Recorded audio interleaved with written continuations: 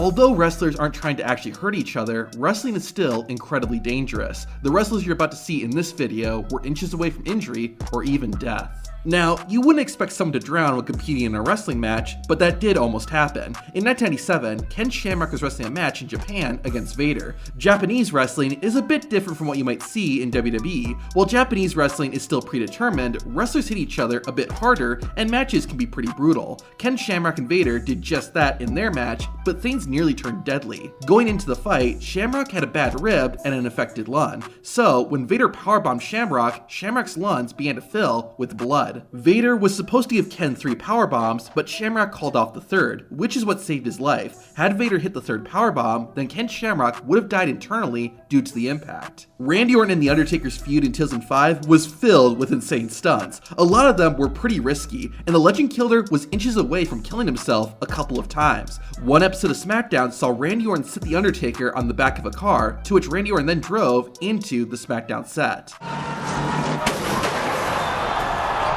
However, the middle panel was the only one that was rigged to break away, and there was very little room for error. Had Randy been off by just a few inches, he could have seriously injured himself or The Undertaker. Had a few angels with me that day, so did Taker. However, this was not the most dangerous stunt Randy Orton and The Undertaker did during their feud. At No Mercy, Randy and his father fought Taker in a casket match. The Ortons won and then set the dead man on fire. Oh, come on now, come on now! Oh my God! Somebody get out here! Oh my God! Inferno, somebody get out here! Surprisingly, Randy Orton was the one who was actually in danger of being set on fire. After the Ortons had closed the casket, The Undertaker escaped through a secret compartment and hid under the ring. However, as Randy was bathing the casket in kerosene, the flammable liquid was spilling on the Viper. I didn't even realize it, but my boots up to my knees were soaked in kerosene. Once Randy lit the casket, he backed away just in time that the flames didn't set him ablaze. Extreme Championship Wrestling more than lived up to its name. Multiple wrestlers came inches away from death. Sometimes it was by accident. Other times, it was very intentional. One such incident happened during a match between Super Crazy and C.W. Anderson. As was the norm in ECW, weapons were introduced into the match, including tables. Super Crazy attempted to put Anderson through a table. While we know why Super Crazy survived that incident, it's literally a miracle this next wrestler wasn't paralyzed for life. During another ECW show, Tony Mamaluke was in a match against Mikey Whipwreck. Mamaluke was a fast-paced, high-flying wrestler, which is what led to him nearly losing his life. While Whipwreck was on the outside, Mamaluke went high risk.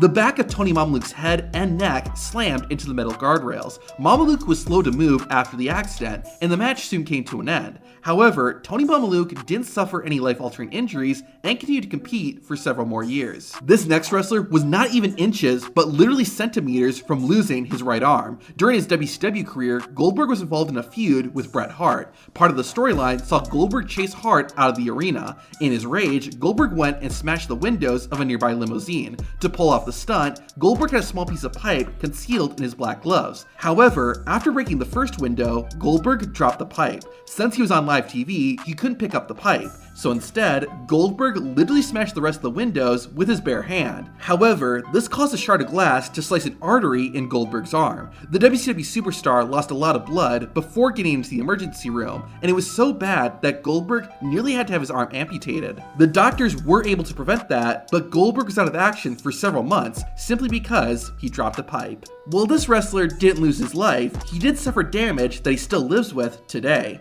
Early in his career, Perry Saturn was wrestling a match in ECW against Pitbull No. 2. Not surprisingly, the fight spilled out into the crowd. Perry then hit a moonsault off the middle rope and into the outside. However, Pitbull didn't catch Saturn correctly, causing Saturn's head to hit the floor. Perry Saturn's skull was busted open, but despite that, Saturn acted like nothing was wrong and finished the match. However, the accident did give Perry chronic traumatic encephalopathy, or CTE. What makes this story a little bit heartwarming is what Perry Saturn would do years later. In December 2000, Perry Saturn was wrestling a match on Monday Night Raw against Chris Jericho. Unlike the incident with Pitbull, Saturn's match with Jericho was a standard wrestling match. Plus, Perry and Y2J had wrestled each other several times before, so it seemed like it couldn't be a more safe environment. During their fight, Jericho went for a moonsault from the middle rope, just like what Perry had done years earlier. However, something was off, and Chris's head began to plummet straight towards the mat. Saturn's quick reaction allowed him to use his right leg and arm to protect his opponent from a serious injury. injury.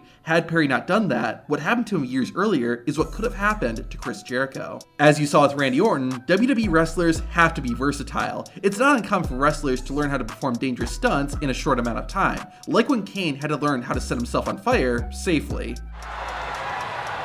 Kane's on fire!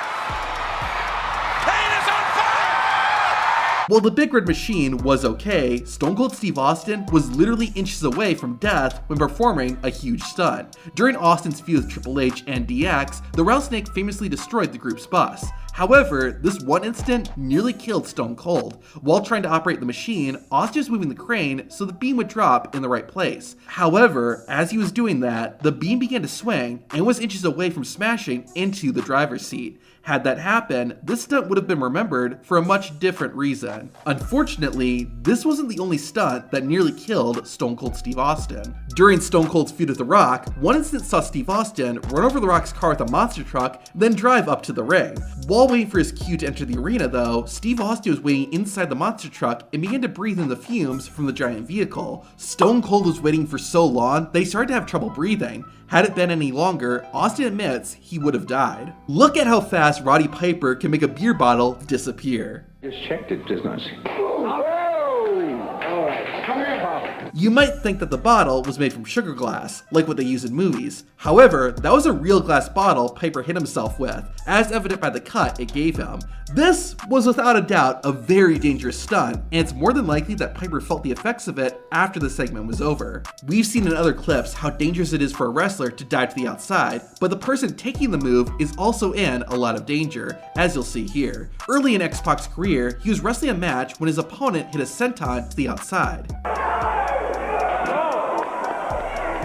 X-Pac's opponent was okay, but X-Pac was not. The future D-Generation X member hit his head on the concrete floor, which knocked him out. The other wrestler had to literally pull X-Pac's body into the ring to pin him and end the match. Once he got to the hospital, doctors discovered the accident created a blood clot in X-Pac's brain. While X-Pac didn't die, he was told that he would never wrestle again. Never only lasted 4 months, and X-Pac was back in the ring and eventually found himself competing in WWE. This next wrestler was inches away from breaking his neck. In January 2024 on AEW Dynamite, Sting and Darby Allen fought Konosuke Takeshita and Powerhouse Hobbs in a tag team match. Hobbs and Takeshita had taken control of the match and gained up on Darby. They then grabbed Allen by his arms and legs and chucked him across the ring. However, Darby Allen had too much momentum, causing his head to collide with the rope. Allen was okay, but the accident looked ugly. Unfortunately, not everyone is as lucky as Darby Allen. Some wrestlers have gotten seriously hurt and even died in the ring.